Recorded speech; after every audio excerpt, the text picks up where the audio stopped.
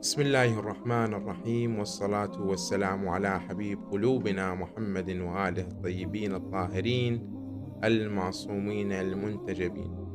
إخوانا، كل سنة نشوف هذا الحديث ينتشر بين الناس بشكل واسع في التواصل الاجتماعي، هسه ستوريات واتساب أو ستوريات انستغرام. هو الحديث شنو هي؟ الحديث يقول من يبشر أو من يبلغ الناس بشهر رمضان تحرم عليه النار. زين.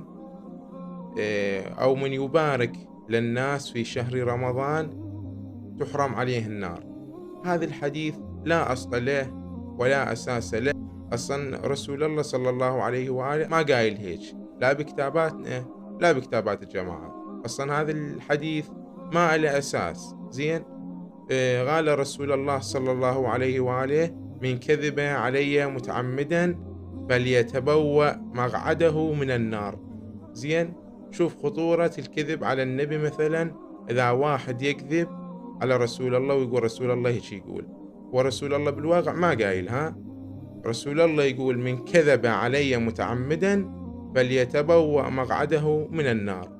إخواني، ارسلوا هذا المقطع لأصدقائكم حتى يعلمون بأنه هذا الحديث كذب ولا أساس له، ولا ينشرونه بالفضاء مجازي. هذا، والسلام عليكم ورحمة الله وبركاته.